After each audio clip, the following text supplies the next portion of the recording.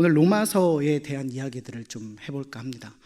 그리고 오늘 제목을 아까 보셨겠지만 제가 한번 다시 오늘 제목을 읽어드릴게요. 예배 드리셨습니까? 오늘 이것이 제목입니다. 로마서는 가장 핵심적인 복음을 다루는 그런 책이라고 많은 학자들이 이야기하죠. 로마서를 단순하게 두 부분으로 나눈다면 전반부는 교리에 대한 이야기를 하고 있습니다.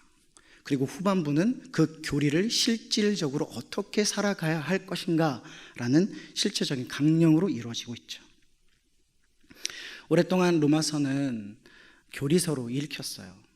그렇기 때문에 후반부에 있었던 것들은 부차적인 내용으로 취급을 받았었죠. 하지만 바울은, 정작 저자 바울은 복음의 완성은 바로 뒷부분 12장부터 시작되는 그 행동 강령에 대한 부분들에 복음의 완성이 있다라고 얘기하고 있습니다. 불이 있습니다. 여기 젊은 대학생들도 있고 우리 다음 세대 친구들은 없나요? 있네요. 불이 있습니다. 이 불에 두 가지 특성이 있는데 하나는 빛이 나는 것이고 또 하나는 뭘까요? 뜨겁죠. 열이 납니다. 빛이 나고 열이 나는 것이 이 불의 특징이고 특성인데요. 복음을 불이라고 한다면 전반부는 이 불의 특성인 빛이라고 얘기할 수 있고 로마서에 후반부는 행동 강령, 행위라고 얘기할 수 있는 열이라고 표현을 할 수 있죠. 그래서 두 가지는 떨어질 수가 없는 복음의 중요한 요소입니다. 교리와 행동. 이것은 기독교 교리에 아주 중요한 기틀을 마련하고 있죠. 기독교 교리에 진짜 중요한 두 가지 기둥이 있습니다. 하나는 믿음이고 또 하나는 행함입니다. 이것이 바로 로마서에서 얘기하는 전반부와 후반부의 대표적인 단어죠. 믿음과 행함. 그 후반부의 시작이 바로 오늘 12장의 처음 본문입니다. 오늘 본문이 바로 후반부의 시작인데 그 단어가 뭘로 시작됩니까? 이 구절을 의미하는 단어가 바로 예배이죠. 예배. 예배는 하나님께서 세상을 지으신 창조의 동기였습니다. 하나님을 높이는 것, 그것이 우리가 조성되고 창조된 목적이었고 이유였다는 것을 우린 잘 압니다. 우리 성경을 같이 한번 읽어보도록 하겠습니다. 이사야 43장 7절과 21절의 말씀입니다. 이사야 43장 7절과 21절 함께 읽겠습니다. 시작. 내 이름으로 불려지는 모든 자 곧 내가 내 영광을 위하여 창조한 자를 오게 하라. 그를 내가 지었고 그를 내가 만들었느니라. 이 백성은 내가 나를 위하여 지었나니 나를 찬송하게 하려 함이니라. 성경은 분명히 이야기하고 있습니다. 우리를 지은 목적, 세상을 창조하시고 온 인류를 지으신 목적이 여기 있습니다. 그런데 아시겠지만 모두 상실해버렸죠. 그 원래 아름다웠던 모습을 상실해버렸습니다. 온 세상과 온 인류가 예배를 목적으로 지음받은 그 창조와 조성된 목적과 이유를 상실해버렸습니다. 잃어버렸죠.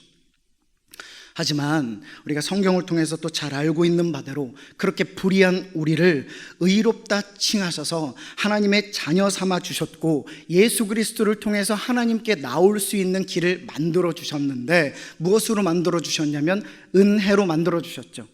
이것이 로마서의 전반부 이야기입니다.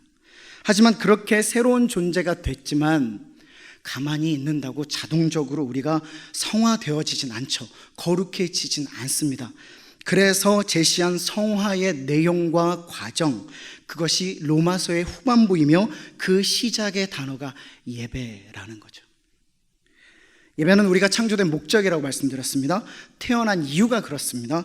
더불어 우리가 앞으로 살아가야 할 이유가 예배라는 겁니다. 오늘도 우리는 지금 예배를 드리고 있습니까? 있습니다.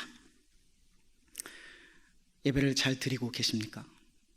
오늘 이 예배의 중요한 부분을 우리 성도님들과 함께 두 가지만 나눴으면 좋겠습니다. 예배 참 중요한데요. 예배 무엇을 드려야 할 것인가? 예배 왔습니다. 예배를 드린다고 하는데 도대체 무엇을 드려야 될 것인가? 또 하나는 어떻게 드려야 될 것인가? 이것을 우리 성도님들과 함께 나누기를 원합니다. 무엇을 드릴까요? 같이 한번 읽어보는 것은 우리 중등부 아이들이랑 하는 거고 제가 읽어드릴게요. 나 자신을 드리는 것이 예배죠. 나 자신을 드리는 것이 예배입니다. 바울 사도가 하나님께 드리라고 한 것은 지금 마음이나 생각이나 어떤 정서가 아닙니다. 몸이라고 정확하게 표현을 하는데 이 몸이라고 하는 건 소마, 전인격적인 몸을 의미해요.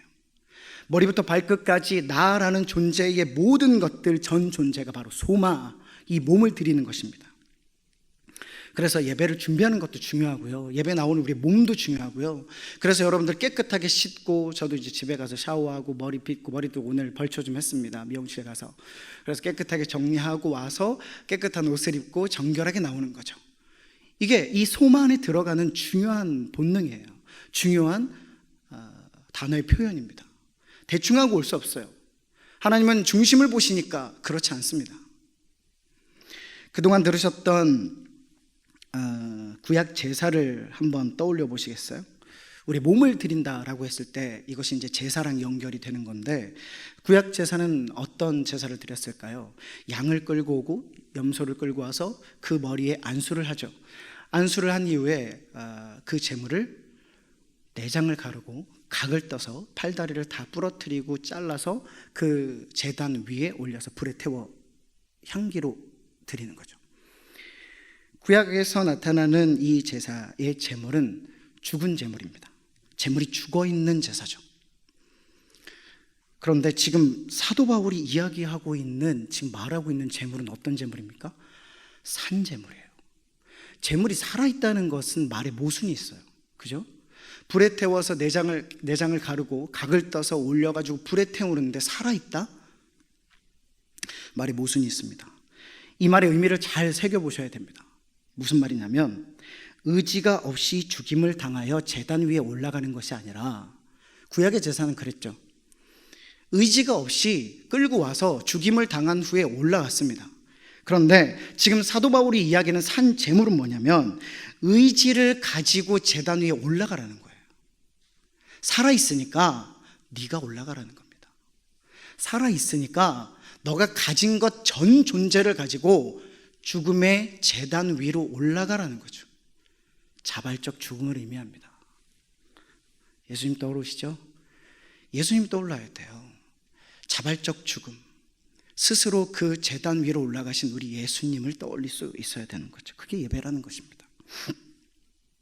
그런데 여기서 한 가지 단어가 더 붙죠. 뭐가 붙습니까? 거룩한이라는 단어가 붙습니다. 구별되고 깨끗하고 성결한 모습으로 나를 드려야 한다. 그래서 말씀대로라면 우린 잘 알아야 되는 것은, 예배를 드리고 나면 찔림이 있어야 돼요. 그리고 아프기도 해야 되고요, 부담이 되고 마음에 걸림이 있어야 된다는 것입니다. 예배를 드리고 나면 그렇게 되어야 된다는 것입니다. 예배를 드리고 나면 마음이 평안하고요, 위로를 받고요, 행복하고요, 기쁘고요. 그럴 수도 있습니다. 하지만 말씀대로라면 불편한 마음을 들고 가는 게 진짜 예배라는 거죠. 왜냐하면 나 자신을 제물이 돼서 드렸잖아요. 그럼 내게 속한 생각, 내게 속한 시간, 물질, 재능, 말투, 인격, 이것들이 다 태워지고 각이 떠져서 다 죽었습니다. 그 위에 올라갔어요. 의도적으로 그 위에 올라가서 태워지고 각이 떠져서 하나님 앞에 거룩하여 구별되었으니 불편하죠. 그래서 예배를 드리고 나면 이런 거예요. 내가 먼저 가서 사과해야지. 지금 갈등 관계에 있었던 그 사람과, 내가 이제 먼저 사과해야겠구나. 내가 잘못하지 않았는데 분명히 그 사람이 먼저 잘못했잖아요. 항상 우리는 그렇게 생각하잖아요. 우리 아이들도 그래요. 싸우고 나서 혼내면 얘가 먼저, 제가 먼저, 그죠? 우리도 다 그랬습니다. 여기 있는 분들도 다 그랬었던 과거가 있을 줄 믿습니다. 아멘. 우리 애들이 다 그래요. 사과하고 또 용서해야지, 이런 마음이 드는 거예요. 도저히 용서할 수 없는 잘못을 나에게 했음에도 불구하고 예배를 드리고 나면 용서하라는 말씀이구나. 고집 그만 부려야지. 그리고 어떤 목적을 위해서 돈을 모았습니다. 그래서 제가 돈을 잘 안 모아요. 왜 그러냐면 제가 지금까지 모은 돈을 제가 목적한 대로 써본 적이 없어요. 돈을 모으잖아요. 그럼 어느 날 예배를 드리고 나서 하나님께서 야 그거 누구 줘? 뭐 이런 거예요. 아 잘못 들었겠지? 아닐 거야. 아닐 거야. 이사를 목적으로 모아둔 돈을 누군가를 주면 저는 어떻게 이사를 해요? 그런데 하나님이 그렇게 하면 마음이 어때요? 불편하죠. 기쁘고 즐겁게 올 수 있다면 정말 예수님 같은 분들입니다. 근데 저는 믿음이 없어서 그런지 그럴 때에 하나님 주신 마음이 내가 각이 떠지고 태워지니까 내가 가진 물질이, 내가 가진 재능이, 내가 가진 시간이 하나님 제단 위에서 태워져 버리니까, 거룩하게 드려지니까 불편한 거예요. 드리긴 했죠. 돈을 잘 안 모으고 있는데 그런 마음이 우리 안에 드는 거예요. 예배를 드리고 나면 그렇다는 겁니다. 잘못에 대한 시인. 아무도 몰랐는데 내가 잘못했어. 그때 그거 내가 그런 거야. 그리고 계속해서 거짓말하고 있었던 어떤 사실에 대해서 이제 정직하게 얘기해야겠다. 그럼 걔랑 헤어질지도 모르는데 다시는 못 볼지도 모르는데 그런데도 해야겠다라는 마음이 들고 예배를 끝내고 집에 가는 거죠. 여보 미안해. 결혼할 때 사준 가방 사실은 작아야. 그거를 10년 동안 하고 있다 이제 얘기하게 되면 마음이 어떻겠어요? 그런데도 아시겠지만 그 상대편의 마음도 만져주시는 것이 하나님이잖아요. 그죠? 그래서 예배를 드리고 나면, 나를 온전히 드리고 나면 오히려 불편한 거예요. 그게 진짜 예배가 되는 것입니다. 산제물로 드리는 과정. 그런데 중요한 것은 뭐 한다? 드려야 한다. 예배는 본질적으로 드리는 것이지 받는 것이 아니에요. 이게 우리가 생각하는 아주 큰 오해 중에 하나입니다. 예배를 올 때, 예배 드리러 올 때, 예배 드리러 가자 하면서 마음은 뭐예요? 받으려고 오죠. 위로받기 위해서, 지금 슬픔에 대한 평안을 얻기 위해서, 받기 위해서 나는 이 자리에 와 있지 않은지 점검해 보셔야 됩니다. 드리러 오는 사람과 받으러 오는 사람의 차이는 굉장히 달라요. 가득 준비해서 드리러 왔는데 거꾸로 받으면 되게 좋죠. 그런데 받으러 왔는데 가져와 라고 하면 굉장히 불편합니다. 그래서 예배를 드릴 때마다 어쩌면 우리는 아무것도 얻지 못하고 가는 사람이 아닌지 다시 점검해 봐야 돼요. 그래서 예배를 드리고 나서 기쁘고 즐겁고 행복하고 평안하지 않을 수 있다는 겁니다. 불편할 수 있다는 겁니다. 마음에 부담이 있을 수 있다는 겁니다. 그것은 정서적으로 불쾌한 이런 게 아니라 마음에 거룩한 부담을 말씀드리는 거예요. 이제 내 것을 원하시는구나. 내가 가기를 원하시는구나. 내가 죽어지기를 원하시는구나. 교회 섬김도 그렇습니다. 교회 섬김도 내가 원하고 바라고 할 수 있고 하고 싶은 곳에 나의 섬김의 모습이 있는 것이 아니라 교회가 필요로 하는 곳에 나를 던져드리고 나의 헌신이 있는 것이 진짜 섬김이죠. 그래서 예배는요, 월십이라고 쓰기도 하지만 서비스라고 또 쓰는 거예요. 발음이 되게 안 되네요. 서비스라고도 하는 거예요. 예배라는 것은 우리의 섬김이 분명히 이루어져야 되는 것. 나는 불편해도, 나는 힘들어도, 부끄러워도 그 자리에 서 있는 것이 예배라는 거죠. 그것을 제일 잘하신 우리 예수님, 히브리서 12장 2절을 함께 읽어보도록 하겠습니다. 시작. 믿음의 주여 또 온전하게 하시는 이인 예수를 바라보자. 그는 그 앞에 있는 기쁨을 위하여 십자가를 참으사 부끄러움을 개의치 아니하시더니 하나님 보좌 우편에 앉으셨느니라. 2005년 저희 아버님이 목회하시는 모교회에서 차량 운전을 했던 운전도사로 열심히 봉사를 하다가 그 봉고차 앞에 전도지가 있는데 이 말씀이 적혀져 있었어요. 제가 이 말씀을 처음 접했던 그날 제가 그 차에서 엄청 많이 울었습니다. 우리 예수님은 그 길을 알고 가셨구나. 그 앞에 즐거움, 기쁨이 있지만 부끄러움이 있다는 것도 알고 가셨구나. 나의 구원을 위해서, 기쁨을 위해서, 그 너머에 계신 것을 위해서 현재 앞에 있는 부끄러움을 개의치 않으셨구나. 그것을 제가 말씀을 처음 보고 엄청 많이 울었습니다. 그리고 주님을 또 한 번 인격적으로 만난 중요한 저의 아주 귀한 성경 구절이에요. 알고 가는 거죠. 힘든 걸 알고, 어려운 걸 알고, 부끄러운 걸 알고 가는 거죠. 그런데도 가는 것이 예배라는 겁니다. 나를 드리고, 내 시간을 드리고, 정성을 드리고, 흔히 말해서 나의 부끄러움, 쪽팔림도 드리는 거예요. 나를 드리는 것, 그것도 산 제물로 의지를 가지고 나를 제단에 올리는 것, 그것이 예배며, 나를 태워 각을 떠서 드리는 것, 그것이 예배며, 그것이 진정한 우리의 서비스라는 거죠. 무엇을 드려야 될지 알았습니다. 이제 그렇게 드리시기를 바랍니다. 네. 이제 어떻게 드려야 될까요? 두 번째로 같이 나누기를 원합니다. 무엇을 드려야 될지 알았습니다. 어떻게 드려야 될지 같이 나누기를 원합니다. 제가 읽어드리겠습니다. 두 번째, 이 세대 속 하나님의 뜻을 분별하여 드리는 것이 예배다. 예배를 드린다는 것은 아까 말씀드린 것처럼 나를 지으신 하나님의 계획을 보는 거예요. 목사님, 그게 무슨 말이에요? 예배를 드리다 보면 나를 드리는 거죠. 그럼 내 시간, 물질, 계획, 진로 이런 것들도 다 드려지는 거예요. 그러면 하나님께서 어떻게 나를 사용하실 거다라는 것이 예배 가운데 보여지는 거죠. 근데 이렇게 가지 않아요. 아무도 그렇게 가지 않죠. 그 표현이 오늘 2절에 있는데요. 너희는 이 세대를 본받지 말고, 이게 무슨 말이냐면 이 세대를 본받고 있는 사람들이 많았다라는 것입니다. 이 세대를 본받고 있었다. 이 세대, 지금의 세대, 지금의 문화, 현재 종용되어진 여러 가지 것들을 다 의미합니다. 그런데 이것이 에베소서, 같은 저자 바울이 썼던 옥중서신 중에 하나였던 에베소서의 이 세대라는 것이 다른 표현으로 되어 있는데 같은 의미예요. 우리 같이 한번 읽어보도록 하겠습니다. 에베소서 2장 2절입니다. 읽겠습니다. 시작.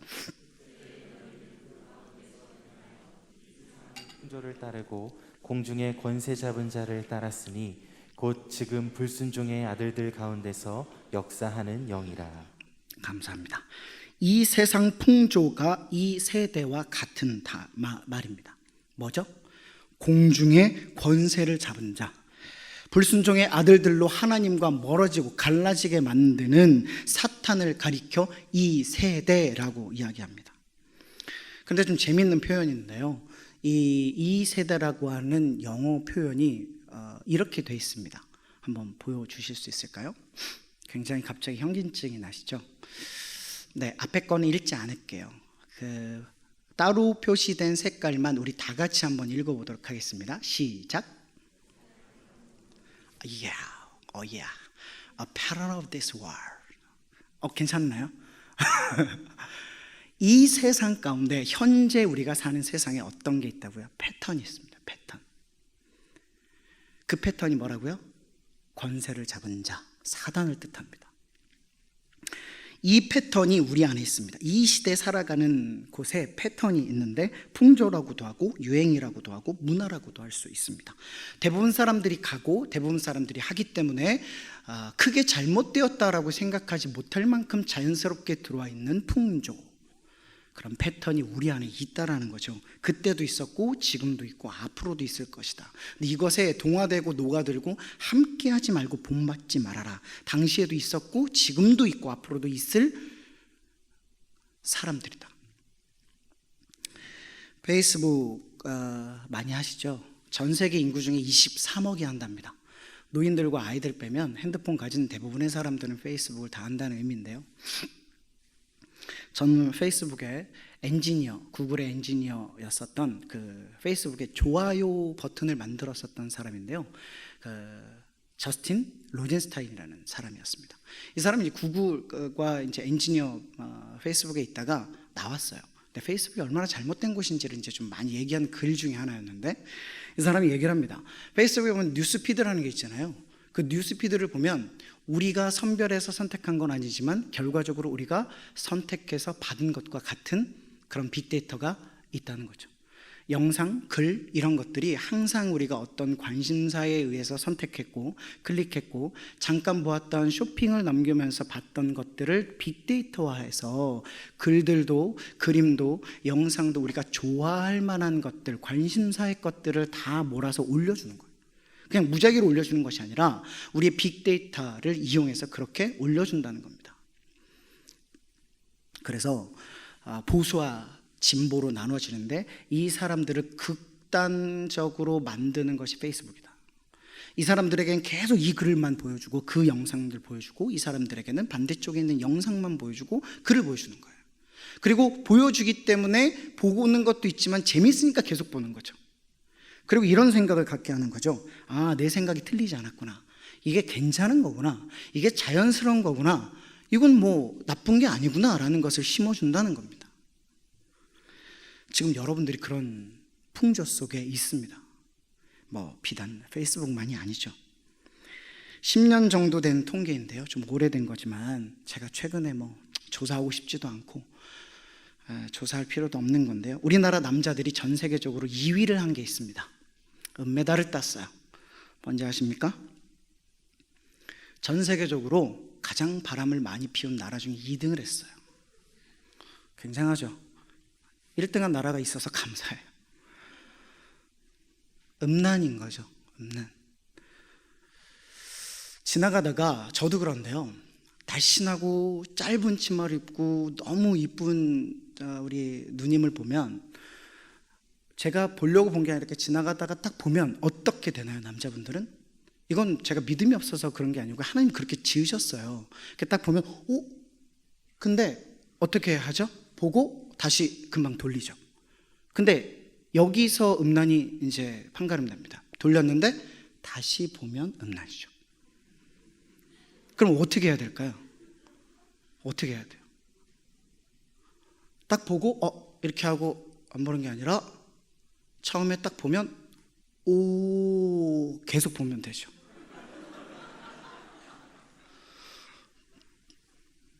그러면 음란이 아닌 건 아니죠. 우리 마음이 어떻게 그 여자를 바라보고 있는가. 근데 우리나라 남자들이 이것뿐만 아니라 또 굉장한 통계가 있는데요. 이것도 비슷한 연도의 조사가 된 겁니다. 우리나라 남자들이 성매수가 뭐냐면 돈 주고 성을 사는 거죠. 이것에 있어서 37.4%가 경험이 있다는 거예요. 돈을 주고 성을 산 겁니다. 10명 중에 4명이. 좀 심각하고 두렵고 충격적일 수 있지만 어쩌면 이 자리에 있을 수도 있다는 거예요. 우리 교회도 있을 수 있다는 거예요. 그것이 진짜 돈을 주고 성을 사는 것이 아니더라도 좋지 않은 그림과 사진, 웹툰과 그런 것들이 우리 손에 가볍게 넘어갈 수 있다는 겁니다. 10명 중에 4명이에요. 그게 10년 전이라면 지금의 상황은 더 좋아지진 않았을 것입니다. 크리스찬 청년들을 대상으로 조사했습니다. 이것도 한 3, 4년 정도 된 건데, 크리스찬 청년들입니다. 크리스찬 청년들. 기독교인 청년들을 대상으로 조사했습니다. 혼전 순관계가 괜찮냐? 어떻게 생각하냐? 자, 50%가 넘었습니다. 사랑한다면 괜찮다. 자, 여기 있는 청년들은 어떻게 생각하십니까? 저 손 들어볼까요? 안 할게요. 50%가 넘었다는 것은 2명 중에 1명은 혼전 성관계가 괜찮다라는 거죠. 하나님이 허락하시지 않고 성결한 결혼식에 의해서 모든 사람의 축복을 받고 하나님의 허락하에 온전한 성관계가 이루어지지 않아도 자기네들끼리 동거를 할 수 있고 사랑할 수 있다. 그 사랑은 자기네들이 정한 사랑이죠. 작년에 청소년 사역에 도움이 될까 싶어서 제목에 혹하여 샀다가 정말 재미없어서 억지로 읽다가 가까스로 한 2달, 3달 만에 읽었던 책이 있습니다. 심리상담학적으로 청소년 문제를 진단하다. 이건 제목이 아니고요, 꾸밈인데 책 제목은 빨간 청소년이었습니다. 재밌겠다 하고 제가 책을 샀는데 정말 너무 재미없었어요. 1970년대 이후, 1980년대 이후로 청소년들이 범죄하는 범죄 중에 살인, 강도, 여러 가지 조직폭력 이런 것들도 다 있지만 꾸준하게 성장하는 것이 있습니다. 꾸준하게 계속 성장하는 게 뭐냐면 성범죄예요. 성범죄. 이제 첫 경험의 성관계 시기가 13점 몇 세로 낮아졌잖아요. 아주 심각한 음란의 세대이죠. 20년 전입니다. 제가 군대에 있을 때죠. 생각보다 나이가 많죠. 들통났네요. 20년 전에 군대에 있을 때 정말 제가 지금도 이야기하면서 끔찍하고 믿기지 않지만 중대원이 30명이었습니다. 그런데 그 중에 율락가를 다니지 않는 사람은 저 딱 한 사람이었어요. 그 안에는 교회를 다니는 사람도 있고 군종병도 있었습니다. 근데 모두가 율락가를 다녔습니다. 저만 이상한 사람인 거예요. 그 나머지 29명은 제가 이상한 거예요. 그 패턴 안에는 내가 이상한 패턴입니다. 그들은 전부 같은 모양인데 저만 다른 모양이에요. 그러니까 그 안에서 제가 견디기가 어렵죠. 그래서 동화가 됩니다. 여러분들도 마찬가지예요. 직장과 사회, 물론 힘든 부분들을 알고 있습니다. 그런데 그 안에서 모양이 다르니까 내가 그들과 같아지는 것이 이 패턴이라는 겁니다. 성경이 그랬습니다. 순리로 쓸 것을 영리로 쓰는 사람이 있었습니다. 로마서 1장에 나타나는 거죠. 남자가 남자를 상대로 음욕이 불릴 듯하는 사람이 있었답니다. 무려 2000년 전에. 로마서는 로마 교회에 보내는 편지임을 감안한다면 로마 교회에 보내는 편지예요. 지금 로마서가. 교회 안에 세상의 패턴이 들어와 있음을 경계하라는 바울 사도의 메시지가 분명합니다. 그러나 여기서 머물지 않습니다. 복음을 부끄러워하는 이들이 있었습니다. 하나님을 마음에 두기를 싫어하는 사람들이 있었습니다. 그것이 풍조였고 패턴이었습니다. 이런 말을 종종 듣곤 하는데요. 무슨 말이냐면, 목사님, 우리 가정은 그래도 다른 날은 몰라도 주일만큼은 예배 보는 것의 중요성을 갖고 있습니다. 두 가지 단어가 마음에 걸리죠. 다른 날, 예배 보는 것. 일주일에 하루, 주일 1시간 예배실에 앉아서 예배를 드리고 가는 것은 중요하게 생각하지만 다른 날은 아니다. 이사야 선지자를 통해서 하신 말씀이 기억납니다. 우리 같이 이사야 1장 12절의 말씀을 읽어보겠습니다. 함께 읽겠습니다. 시작. 너희가 내 앞에 보이러 오니 이것을 누가 너희에게 요구하였느냐? 내 마당만 밟을 뿐이니라. 네, 그들은 아무리 정성껏 준비해서 오더라도 말이 모순이 있죠. 마당만 밟고 가는 사람들인 거죠. 그런데 생각보다 이런 풍조의 기독교인들이 점점 늘어나고 있다. 주일을 하루면 족합니다, 목사님. 다른 6일은 하나님 없이 사는 게 편해요. 오히려 낫습니다. 복음이 부끄럽습니다. 내가 예수를 사랑하는 사람이라는 것이 내 삶에 별로 도움이 되지 않습니다. 그리고 하나님을 마음에 두는 것이 불편합니다.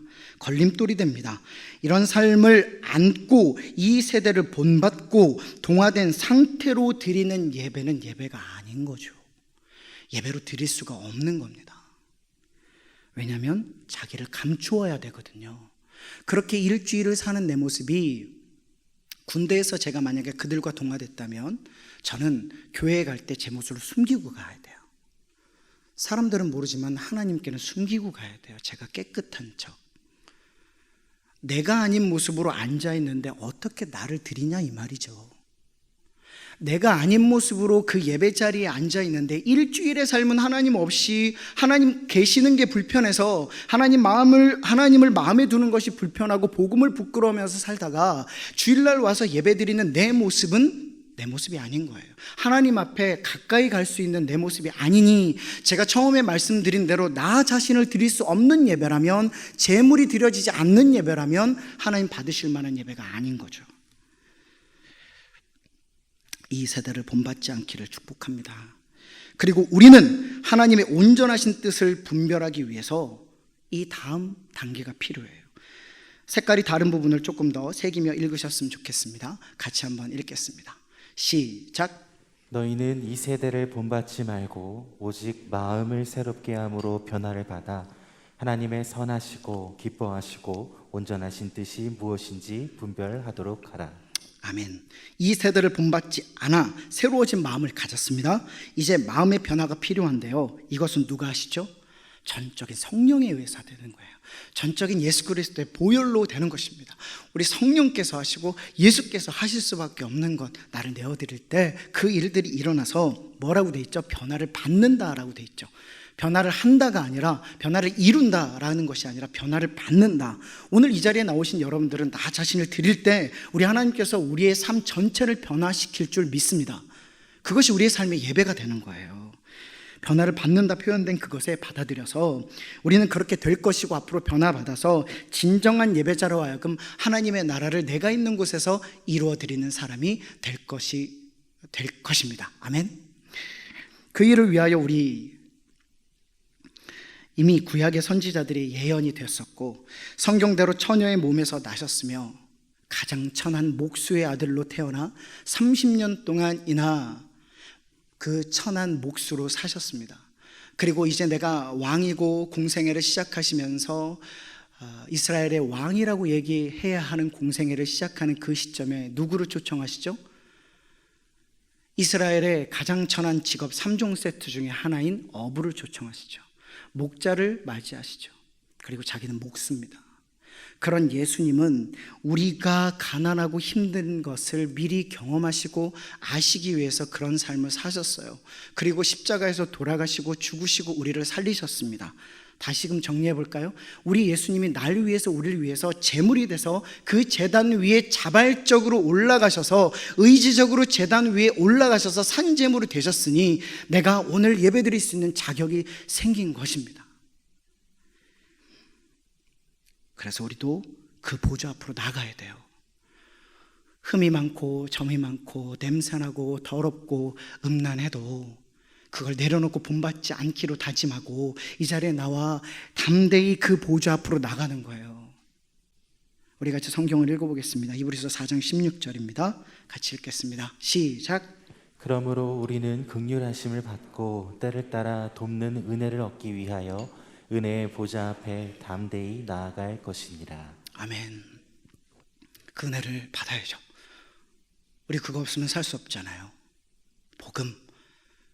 이 말이 얼마나 마음을 막 저릿하게 하는지 아시잖아요. 예수를 만난 분들은 복음 그러면 이게 막 저릿하잖아요. 물론 항상 그런 건 아니지만 예수, 복음, 그분이 날 위해 죽었으니 나도 그분을 위해서 죽자. 내가 예배 때 나를 드리면 그분을 얻어요. 나를 드리고 주님을 얻어가는 예배가 돼야죠. 그런데 얻기 위해서 오면 아무것도 얻지 못하고 가니까 늘 제자리 걸음의 예배자가 돼서 받으려고만 하니 힘들고 어렵죠. 여러분들 드리시면 주님을 받는 겁니다. 이제 말씀을 정리합니다. 예배 드리셨습니까? 지난 주일 예배 드리셨습니까? 오늘 새벽 예배 드리셨습니까? 오늘 새벽 드린 예배, 그리고 지난 주일 드린 예배, 오늘 드리는 이 수요 예배, 이 예배가 진짜 예배가 되는 것은 여기가 아니라 어디예요? 저 밖이죠. 여기서 시작은 해요. 근데 진짜 완성은 저기라는 거예요. 로마서의 전반부와 후반부 얘기를 드리는 겁니다. 그것은 현재 주차장에 가보면 알 수 있어요. 귀가할 때 운전하는 모습에서 나타납니다. 주일에 예배를 오는 모습에서 나타나죠. 여러분이 머문 자리에서 나타납니다. 비가 오는 주일 정문 앞에 있는 우산에 비닐을 버리는 쓰레기통에서 나타납니다. 한번 보세요. 그것이 우리 예배의 현 주소라는 거죠. 여기서 뜨겁게 손들고 찬양을 했지만 우리의 주차장과 우리 교회 주변과 그리고 비가 오는 날 정문에 있는 쓰레기통 주변이 널브러져 있다면 그건 예배가 아닌 거예요. 예배는 나 자체를 드리는 것이고 나 자신을 드려 받으러 오지 않고 드리러 오는 것이고, 예배를 드리고 나면 오히려 거룩한 부담을 가지고 삶에서 달라지는 모습이 있는 거죠. 그리고 지금 이 세대 속에 이 풍조를 따르지 않고 누구나 그냥 그렇게 걸어가니까 따라가는 것이 아니라 그것을 버리고 하나님의 선하시고 온전하신 뜻이 무엇인지 분별하는, 그래서 그것을 가지고 살아내는, 그것이 진정한 예배자, 진정한 교회의 모습이 될 줄로 믿습니다. 그래서 여러분이 이제 예배를 드린다 그러면 진짜 드리는 거예요. 그리고 예배를 드릴 때 온전하신 뜻을 가지고 내가 살아가겠다, 내 삶에서 보여드리겠다, 이거 진짜 예배입니다.